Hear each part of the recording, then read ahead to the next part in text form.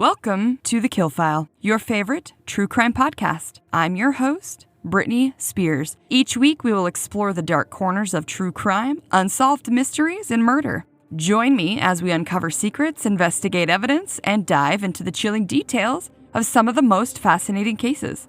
Get ready for a journey into the dark unknown because, in TheKillFile, nothing stays buried forever.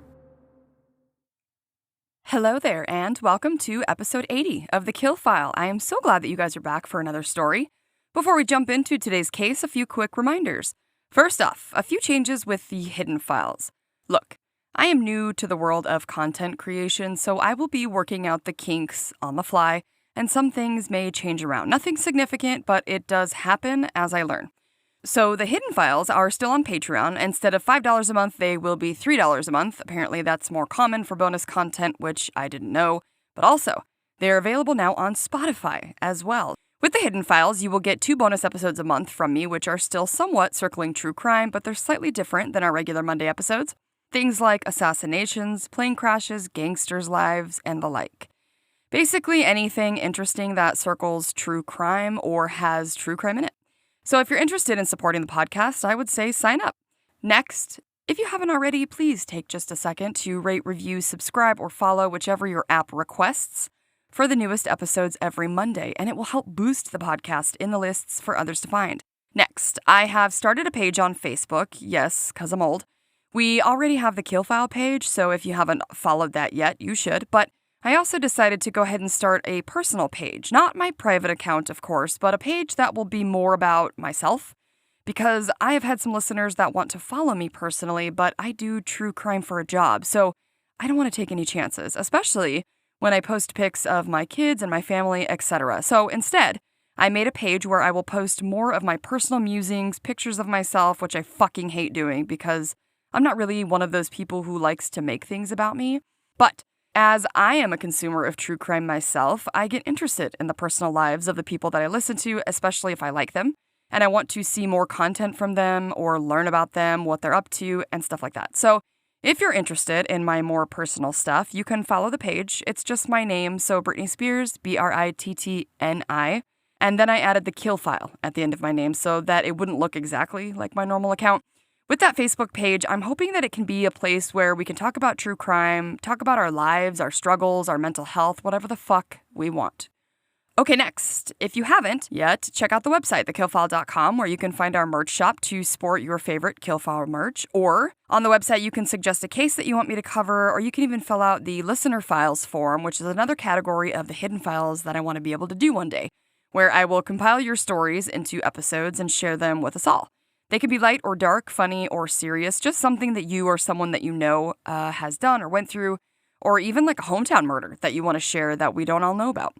Lastly, follow TheKillFile on social media. We are on Blue Sky, TikTok, Instagram, and of course, Facebook, because I'm almost middle-aged and it has a marketplace. All right, that's it for business. Let's talk about today's case. Today, we are going to talk about someone nicknamed the Bone Collector, also known as the West Mesa Murders. There's a part in this one that freaked my shit the first time I heard this case, and it's not something that you would think. I will share this later. Trigger warnings for today are going to be murder and feticide. Let's jump in. Today's story is going to take us over to West Mesa, an area of Albuquerque, New Mexico, in the year 2009. For those of us like me who are unfamiliar with this area, we shall set a scene or a backdrop, if you will, so we can get an idea of what this place looked or looks like. West Mesa is said to be, according to an AI overview, like a volcanic plateau that is elevated and is said to be west of the Rio Grande. The Rio Grande is a river for any of us who are like me and are geographically challenged. I heard the name and maybe knew what it was at one point in my life, but yeah, I'm fucking dumb and I had to look it up. So West Mesa is a huge open area of land. We're talking like 10,000 acres or about 15 square miles. The area itself has what are called Puebloan sites. There's actually a national monument called Petroglyph, and this place looks fucking cool. It has like these volcanic rocks that have cool indigenous drawings on them from Native Americans and Spanish settlers, and they're like 400 to 700 years old, according to the website. It looks like an awesome place to visit. So in 2009, the West Mesa area was what was said to be scarcely developed, with a mix of some subdivisions and some areas that were rudimentary, with stretches of dry land, sand, and tumbleweeds. West Mesa is considered a great place to live if you love the outdoors, maybe even hiking, with beautiful scenery and views of mountain ranges. The schools are said to be great, and all around it's a great area for raising your family. The crime in this area is usually said to be more like car break-ins and other property crimes, but not necessarily the types of crimes that we're about to dive into. On the evening of February 2nd, 2009, a woman and her dog would stumble upon something that no one saw coming. That Monday evening, a woman named Christine Ross and her dog, who she had named Ruka, set out for their nightly walk, like they had on so many other evenings. When Christine would get to the area that had been in construction for a while, she would let her pup off the leash to run free for a bit. Ruka would find something and start messing with it, according to Christine, who was interviewed on Dateline about the case. She would say, then her dog kind of left it alone, and when she went up to see what it was, she would see a bone. Except this bone didn't look like other bones that she had seen in the past, so she grabbed her phone and took a picture of it, sending it to her sister, who was a nurse. Her sister replied that it looked an awful lot like a femur bone, and that her sister should call the police, and that's exactly what Christine did. She had no idea that her discovery would lead to one of the biggest unsolved crimes and the area's first serial killer. After the first set of human bones were found out there in the desert of West Mesa, it was quickly followed by another close by. The police would begin using ground-penetrating radar and lasers to try and find more bones or more bodies.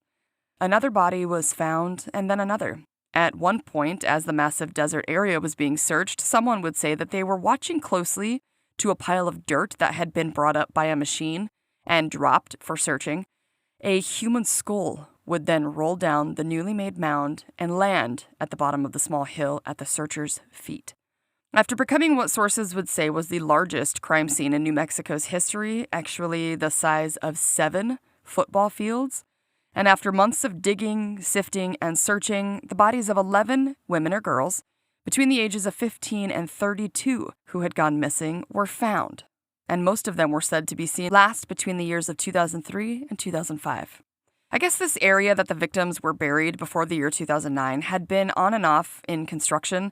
Apparently they had worked on the area and then they were ordered to halt for whatever reason, and then at some point they restarted. So in August of 2008, the area where the women were found had been flooded, which authorities believe was the stroke of luck that they needed for the first body to be found in February of the following year.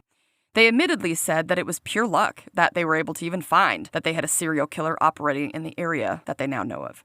We're going to talk a little bit about the victims and any information that I could find on them. In most of the reporting about the case and the victims, you hear over and over again that they were either sex workers or drug addicts and how they lived a more quote-unquote risky lifestyle.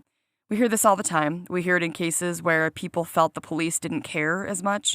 We hear it in stories of how people got away for so long killing women, and we hear it time and time again that women that are easier to prey on are killed and sometimes go a long time without even being reported as missing. However, in this case, some sources that I used, for example, a Dateline episode about the case, you really get a slap-in-the-face reminder that even if someone is an addict or engages in sex work as their job, these women were someone's child, someone's sister, someone's mother, someone's aunt. Sometimes I feel that it's easy to forget that people who end up addicted to drugs most likely would not have chosen the life that they have or the things that they have had to do because of their addictions.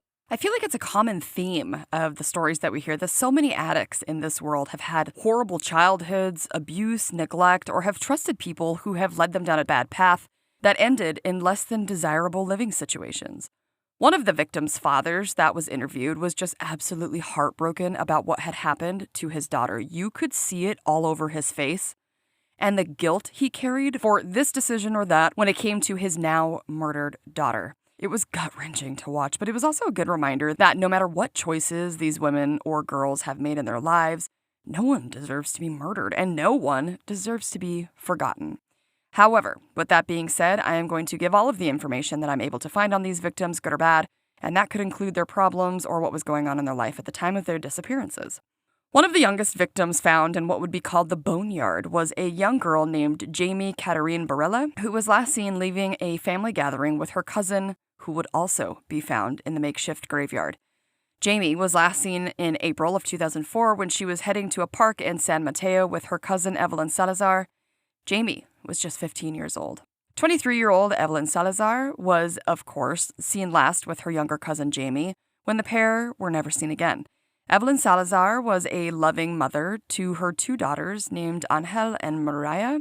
Sources say that Evelyn had in her past engaged in sex work and sadly had a history of drug abuse, but had recently, before going missing, made some positive changes to her life and started down a path in life for the better.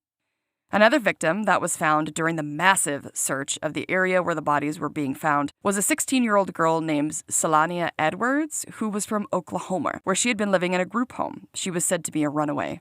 Selania's mother was sent to prison when she was only 5 years old on charges of murder. This was actually when Selania ended up in the group home, which was for abused or neglected children. Apparently, her brother and father were both in and out of prison as well. It would be in 2003 when Selania would take off from the group home, where it was alleged that she wanted to reach out to her mother, who had been in Texas. But I guess this reunion didn't go very well. According to police records, Selania had been arrested sometime prior to her murder in July of 2004 in Denver, Colorado. This victim would bring up so many questions for detectives on this case. She wasn't from the area, although she may have visited before. This would lead the authorities to wondering if maybe she had been brought there by the killer. Was she killed somewhere else entirely and brought back for burial? Was she already in Albuquerque working the streets when she met the serial killer? Another point that was brought up when it came to this victim, and it brought to my attention something that I never knew before, was there are sometimes circuits when it comes to larger sex worker rings or operations. So basically, there are groups of women or girls who will work the streets with sex work for whatever period of time, and then they will leave that area and be taken to another city and work another area for a while. It's like a rotation of sex workers, meaning they may not make it back to the city where they were before for years at a time. Did you guys know that was a thing? I had no idea. Also, those must be some seriously organized type operation shit, right? This would lead investigators on the case to wonder if Selania maybe was a part of one of these types of organizations, and maybe that's why she had been in Albuquerque before at some point, and then Denver, and then maybe she was sent back. It's really unknown exactly, but it does bring up some interesting points. A 22-year-old woman named Michelle Valdez was among the victims found in the boneyard. Her father Dan and sister Camille were both interviewed on the episode of Dateline that I watched, and it was Dan's pain that you could see. They had an interesting story about Michelle and how she grew up. After Dan and Michelle's mother split up, Dan was the one who raised the 2 little girls on his own. He worked at a juvenile detention center where he would admittedly sometimes take the girls, and was able to kind of show them, like, hey, this is where you could end up if you don't stay on a good path. Michelle was said to be a funny little girl who her little sister Camille looked up to. But sadly, things would change. When Michelle was just 13 years old, she ended up pregnant, and at only 14 was a new mother. I saw clips of her feeding her young baby girl, and I was just in shock, thinking that it's literally children raising children. I know it happens all the time. I have a 14-year-old son. I cannot imagine for 1 second if he were to have a child right now. Like, there's no fucking way. That must have forced her, Michelle, to grow up so quickly. Angelica was the name of Michelle's daughter, and of course, things didn't go smoothly after becoming a mom. It was apparent that Michelle was struggling, and she would end up dropping out of school at some point. I guess she did try really hard at that time to support herself and her daughter on her own, working at jobs that would even hire her, but eventually she realized that she could not make ends meet. When Angelica was 6 years old, Dan's mother, so Michelle's grandmother, would take Angelica in and care for her. This is around the time the family started to suspect that Michelle was on drugs, as they could see it on and in her face that something was going on. There were home videos where Michelle was seen having numerous sores all over her face, and her family was led to believe that she was actually using crack. Throughout her years, Michelle would be arrested for different charges, some her father and her family knew about and some they didn't. Things like drug charges and theft. Dan would bail her out on some occasions and beg Michelle to please change her lifestyle. After being almost like gung-ho about wanting to change and do better and how she wanted to make her family proud, within just a few hours of being home, Michelle would take off again. Dan would describe what it was like and how hard it was seeing his daughter on spotty occasions, knowing that she was out there doing God knows what. He would give her cash from time to time, knowing that it could go towards drugs, but hoping that it wasn't. Like, how can you tell your kid no when they call you up saying that they're hungry and they need some money? It just seemed so heartbreaking for this single father and his youngest daughter. You got from her interview that Camille was fed up with her sister's behavior, and apparently there came a point where Michelle wanted to move back in the home with Camille and Dan. Camille basically told her father that if Michelle moved back in, that she was moving out. She was sick of the back and forth and dealing with all of the drama and problems that came with her sister. She would also admit that she couldn't watch what it was doing to their father either. So Dan would have to tell Michelle that she couldn't move back in, and instead had to take her to a friend's house to stay. He was teary when he would say that he knew it was the wrong choice now that she was gone. He seemed to be in pain at the time, but handled it so well, seemingly. It's hard to know in those situations, though, like what to do when it comes to your own kid. It's easy, I think, to, on the outside say, oh, hey, they need some tough love, so quit bailing them out or whatever. But when it's your child, it's such a different story. How can you not? I guess there were at least 2 times where Dan would try to take Michelle to rehab, where of course she would agree, and then she would never show up when the time came. It's just a sad situation. Eventually, although Michelle always would come around for her daughter's big stuff, she missed out on a Christmas and a birthday with Angelica, and that seemed to affect the family in a big way. It was unclear to me if Michelle was still alive when she missed those events or if she had already disappeared. When Michelle's remains or bones were eventually found as one of the victims of the West Mesa murders, she would be the body also found that had a tiny set of remains alongside her. Turns out Michelle was 4 months pregnant at the time of her murder, which is just absolutely awful, and it added another layer of tragedy and loss to her family. Another 22-year-old woman found victim in the desert was a young woman named Monica Candelaria, who, according to sources, was a mother and had a young son. She was last seen on May 15th of 2003, and 2 weeks later, she was reported missing. Her family was alleged to have been upset when they were told that she could have just ran away. They knew that she was a person that someone might call having a riskier lifestyle because she was caught up with possible gangs, drugs, and also sex work, but they felt she would never have just left. Unfortunately, they would be proven right in the worst way possible. Virginia Cloven was said to be a smart, young woman at the age of 22 and had grown up in the Albuquerque area. Sources would say that sadly Virginia's life would head down a darker path when her brother had been murdered, and she was struggling after he was killed. Before the age of 18, she had run away from home, gotten on the wrong path with drugs, and became addicted, then engaged in sex work to fund her addiction. She apparently didn't have any relationships with her family, but a source said she did call her dad on April 13th of 2004 and gave him the news that she was getting married. She would say that her fiancé was a man who had just gotten out of prison, and that would actually be the last known contact that Virginia had with friends or family before she disappeared. 6 months later, she was reported as missing. The next victim was a woman named Julie Nieto, who was last seen in July of 2004. Sources say that Julie had a son, who she named Dominic. Sometimes Dominic was known to have stayed with Julie's mother as well. On July 15th, 2004, Julie had apparently visited her grandfather, and this would be the last time that friends or family had seen her. Shortly thereafter, she would be reported as missing. Tragedy would strike the Nieto family not once, but twice, unfortunately, as 2 years before the remains were found, but almost 3 years after her sister went missing, older sister to Julie, a woman named Valerie, would overdose and also pass away. It was reported that Valerie was severely depressed after the disappearance of her younger sister and had been struggling ever since. The first set of remains that were found in the desert when Christine and Ruka had been out for their walk would be eventually identified as a young woman named Victoria Chavez. She was said to be seen last on June 5th, 2003, and hadn't been reported missing for an entire year after she was gone. It's believed that she may have already been murdered by the time that she was reported missing. Victoria had sadly been addicted to drugs and also had some run-ins with the law, as she was charged and convicted on 5 separate occasions for solicitation, all before the age of 26 years old. Veronica Romero, another young victim found in the West Mesa, would sadly leave behind 5 children. Her children's names are Divinity Jane, Nicholas, Journey, Savannah, and a little boy named Joshua. At the time of her disappearance, she was 27 years old and had not been seen for around 2 weeks. On February 14th of 2004, she would be reported missing and reportedly had last been seen in the downtown area of Albuquerque, getting into a white truck. Veronica's family was said to be very involved when it came to her disappearance and tried valiantly to find their missing loved one by putting up missing posters and even gathering people to set up searches. One source would say that Veronica's family was vocal when it came to how they felt the authorities handled her disappearance. They would say they didn't feel the police did much when it came to looking for or investigating what could have happened to her. A young mother of two named Doreen Marquez had a pretty decent life going with her daughters, Destiny and Mercedes.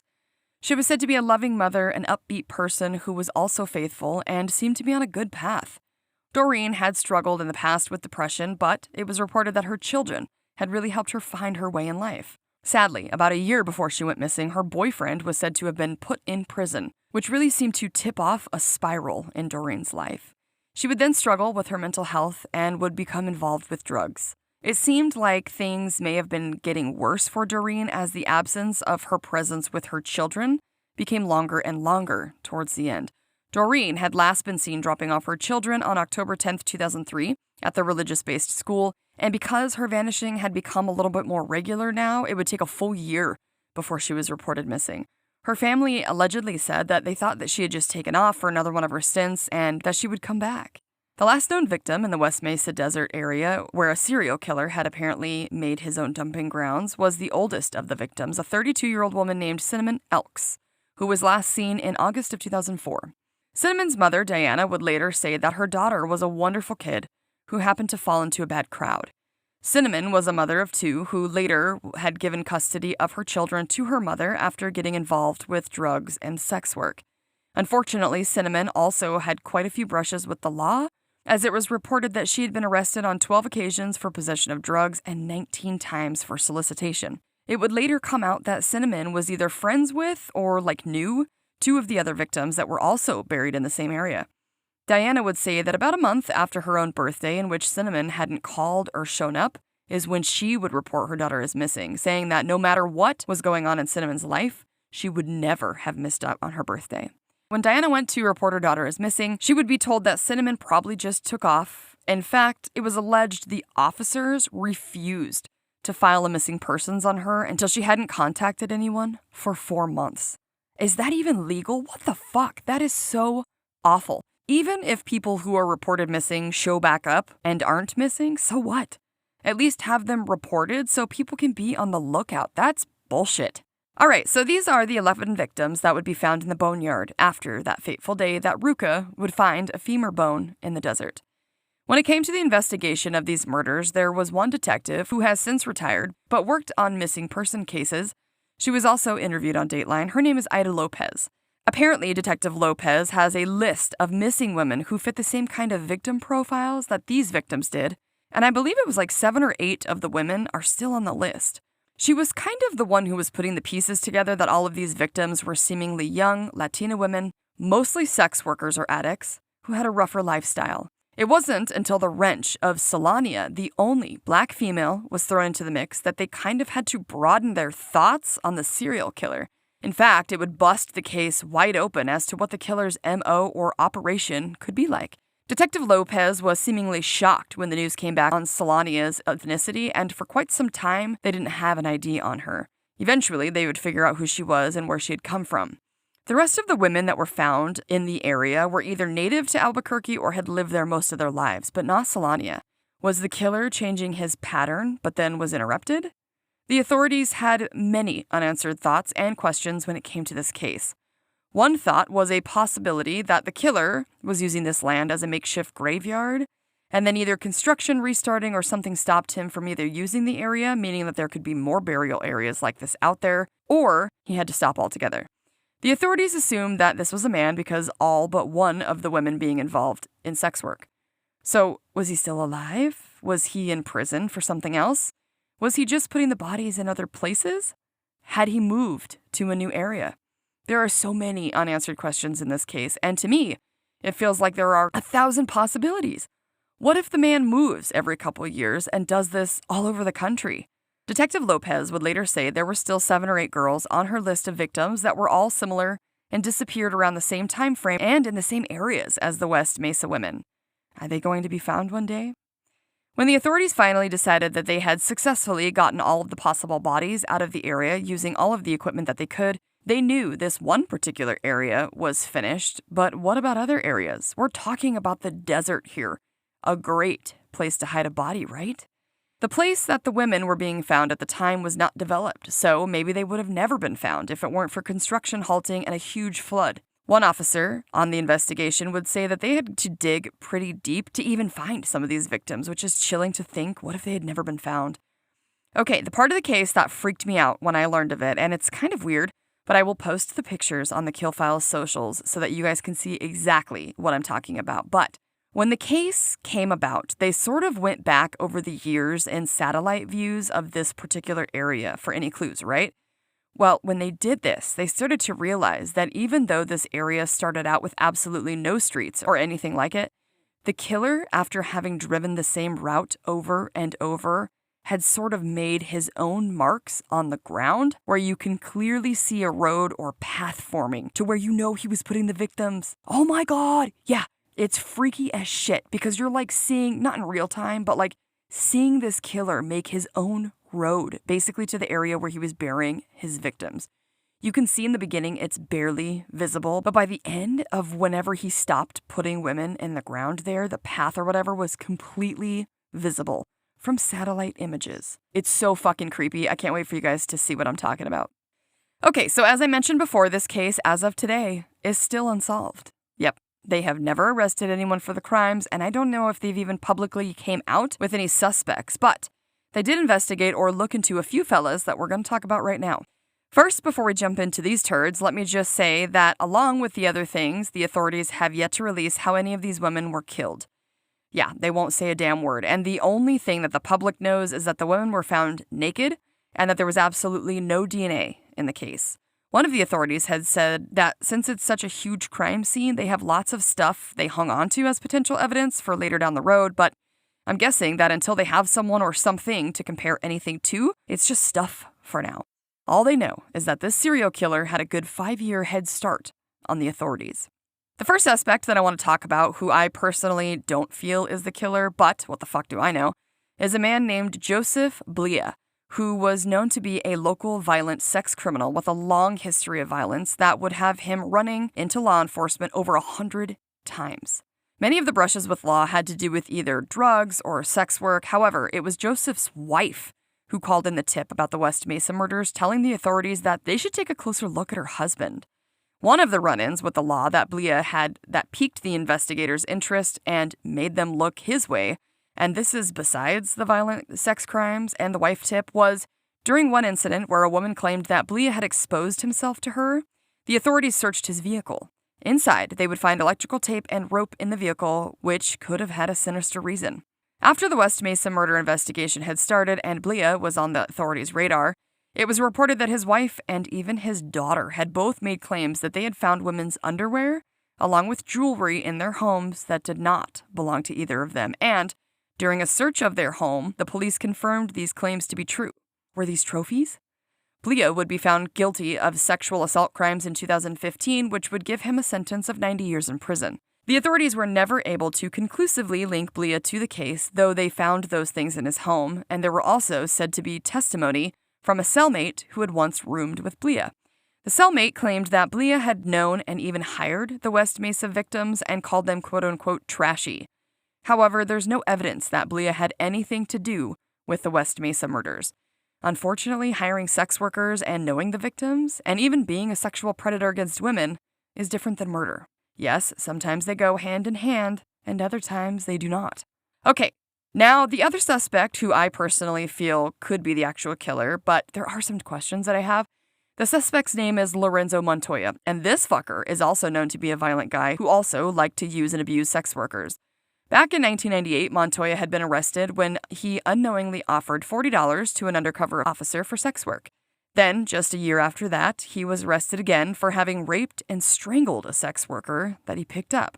At the time he did this, they only found $2 in his wallet, meaning that he never had any plans to pay the woman for her time. Then, 5 years after this, it happened again, almost in the exact same way. Why is this fucker being let out? I don't understand. There were also reports from his girlfriend of domestic abuse where she would claim that Montoya not only beat her, but also did what she called, quote, gross things that she did not want to explain further in her report. She would also claim that Montoya had told her at one point that he would kill her and bury her body in lime. Now, if all of that wasn't bad enough, here's the kicker. In December of 2006, Montoya had picked up a woman for sex work where he took her to his house. Now, this house is less than 2 miles from the burial site of the victims of the West Mesa murders. Then, during the encounter with the sex worker, he would eventually strangle the poor woman to death, had wrapped her in a blanket from his home, and had even gotten so far as putting her in the back of his pickup truck when the woman's either boyfriend or pimp, I have seen it reported both ways, shot and killed Montoya on the spot. Yeah. Also, the murders seem to have stopped after this turd was dead. But here are my questions, all right? If he wrapped her in a blanket and was getting ready to take her and dump her body somewhere, did they find any other blankets or items with the victims in the boneyard? My guess is not, because if they had, they probably would have been able to connect Montoya to the murders, which they have never been able to do. So, you're left wondering, was this a one-time thing? I doubt it, but it could have been. Was he dumping women in a different place that hasn't been discovered yet? There are still missing women who fit the victim profile that Detective Lopez was never able to find, and we are talking about a desert here. Maybe the murder stopped because of the area of the boneyard and not because the suspect is dead. You would think by now that they would be able to match something, anything from the West Mesa murder victims or the area to Montoya if it were him, but at the same time, everything seems to fit. The history of violence, the incidents of prior strangulation from the accounts of other sex workers. I mean, this guy was definitely a killer, or was gonna escalate, right? I mean, he obviously killed the one poor woman, what the fuck? Besides those two suspects, there was another weird thing that happened that the authorities are very tight-lipped about, but was connected to the West Mesa murders. There was a photographer from Joplin, Missouri, whose home ended up being searched and lots of potential evidence taken from his home. The man was said to be a photographer who had been in the Albuquerque area taking photos during the balloon festival. And I'm guessing this is around the time of the murders, because why else would they search his home? After being asked if the man was a suspect, the authorities said no, he's not, but wouldn't say why they raided his home and took a bunch of stuff that they eventually actually gave back to him. But I have a theory. My guess is they took potential evidence in search of his photos, not because he was ever linked to the murders. I mean, this guy is a professional photographer, and when they showed some of the stuff that they took from his home on his Dateline interview, it was boxes and boxes, and I'm guessing they were all photos. Maybe the authorities were looking to see if he had by chance snapped a picture of whatever or whoever they thought could be linked or involved in the case. It has been said that the investigation has also looked into different sex trafficking rings or gangs that could be in the area and possibly involved, so maybe they were just looking for people in possible photos. But of course, that's just my guess. I have no idea. The only other things that I could find when it comes to the investigation of the West Mesa murders, which is still an ongoing thing as far as I know, is that they have investigated into sex rings or gangs, and some would be linked to other states like Texas, Pennsylvania, and even Florida. So there's a chance that this guy is gone from the area and he could be doing the same thing somewhere else and still getting away with it. He obviously planned out some of the aspects of the murders because the authorities believed he was definitely organized, which he would have to be to not get caught, right?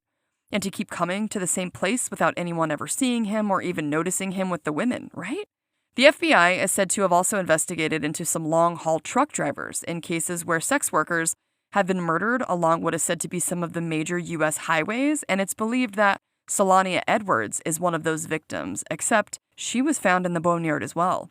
Is Albuquerque the home base to a truck driver who usually picks up sex workers in various towns and cities and kills them regularly?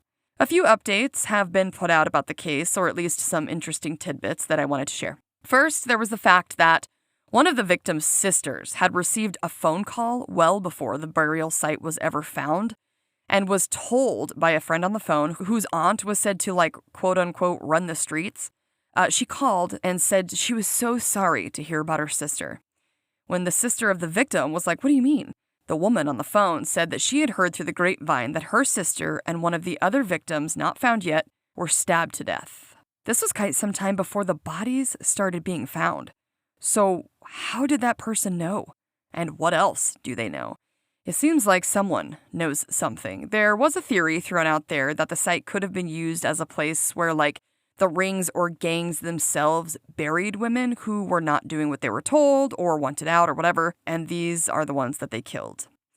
The next weird thing is, according to People magazine, New Mexico has a weird DNA law which doesn't allow the authorities to upload suspects that are now deceased, aka Lorenzo Montoya. their DNA into CODIS unless they have been charged before they died, which is like, what the fuck? The guy is dead. Who gives a shit? He was literally caught with a dead woman in his presence. If there is a potential to solve crimes in any way, shape, or form, fucking do it. Why are the rights of a dead asshole more important than the lives of women who were killed or any victims that he did anything to? The red tape in that law is fucking ludicrous, if you ask me.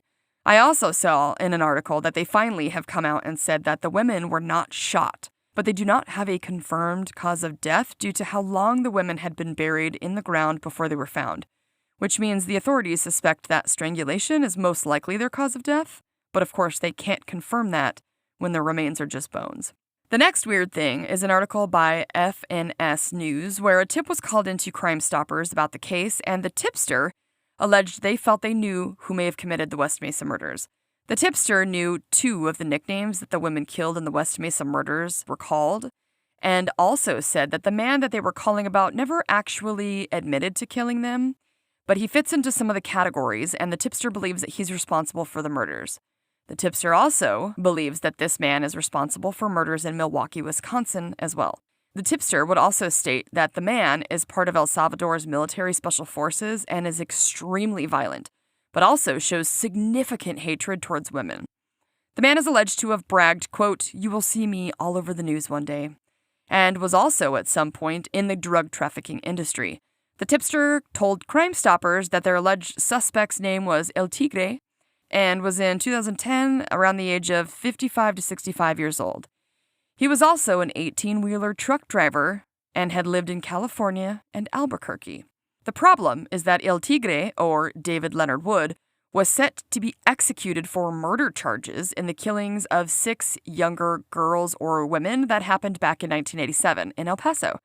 I think the tip was taken very seriously, though, because it went all the way up the chain to a prepared grand jury document so that investigators could request the information of the tipster who called in. During the time that the article came out about Woods, his case was pending on appeal, which is why he had a stay of execution because he was supposed to be put to death in 2009, the article having come out in 2016. When I dug a little further, I saw that he was scheduled to be put to death in March of this last year, 2025, but yet again, he was granted a stay of execution. Maybe we will cover this guy on the Kill File. We'll see, because I would like to find out more information on how he could be connected in the West Mesa murder case. The West Mesa murders are still an unsolved case to this day, and if anyone has any information pertaining to the case, they are encouraged to call Crime Stoppers at 505-843-STOP, or you can reach out directly to Ida Lopez, who is retired, but I think she still has a link to the case, at ilopez@cabq.gov. Remember, there are still 7 or 8 missing women on the detective's list of victims who could match the West Mesa victim profiles who have yet to be found. And that, my friends, is the story of the West Mesa murders, aka the Bone Collector. Creepy, right? I don't know why, but sometimes I just love unsolved cases. I don't think that I would if I wasn't medicated for my anxiety because it would probably keep me up at night in fear, but now I love the creepy aspect. It's probably naive to think this, but I never think like a serial killer is going to get me. I feel like I could totally be shot at a store today, but as far as a serial killer, I'm too boring, I think, for one to find me. I don't have a social life. I'm usually home before dark, inside, and I'm too fat to be kidnapped easily, so I feel like no one would want to kill me serial style. It would definitely be more like I was shot in a road rage accident because I'm an aggressive driver, or shot because I couldn't keep my mouth shut when I was mad. So these types of eerie cases where we don't know who did it and if they're still out there intrigue me. One thing that I came across in my research was, I guess there's a movie based on this, although loosely, I think. I read the Albuquerque PD was not asked to be involved in the making of the movie, but then I saw that maybe one guy who was connected helped. I don't know. I didn't really look into it much, but I guess Mel Gibson and 50 Cent were both in it. So if you've seen this, tell me if it's worth watching.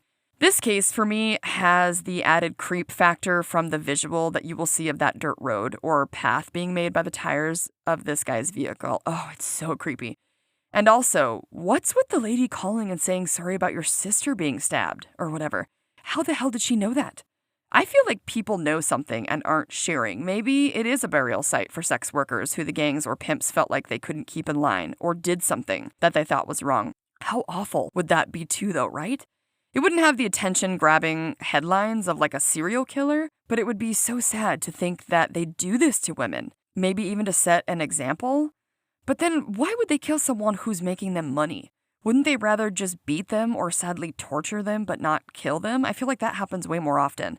And that would make more sense. And also, the authorities who have investigated the case and know a hell of a lot more than we do, because they're not sharing, it's an ongoing investigation, I get it, they strongly believe that it's just one person, probably a man, and not even like a set of men, so I'm inclined to believe the same. I hope the victims' families have been able to live relatively happy lives, and I also hope the other women who are missing out there on that list are found one day, in any shape or form, because the not knowing has to be absolutely awful. Well, I hope you guys found this case as interesting as I did, and remember, if you need help with drug addiction problems, there are resources everywhere, and you can do it. Come on back next Monday, where we will cover another case here on the Kill File where nothing stays buried forever. Stay safe, you guys. Bye. All right, guys, that's going to do it for today. A few quick reminders before you go. Please don't forget to subscribe, rate, and review on your platform. It will help the podcast grow and other true crime lovers to find us. Also, check out the website, TheKillFile.com, where you can suggest a case, find our merch shop, and submit a listener file. Follow The Kill File on your favorite social media platforms. We're on Facebook, Instagram, Blue Sky, and TikTok. Of course, you can always subscribe on YouTube as well. Find all of the links for the socials on the website. Come back on Mondays wherever you get your podcast fix when we will cover another case on The Kill File where nothing stays buried forever. Stay safe, you guys. Bye.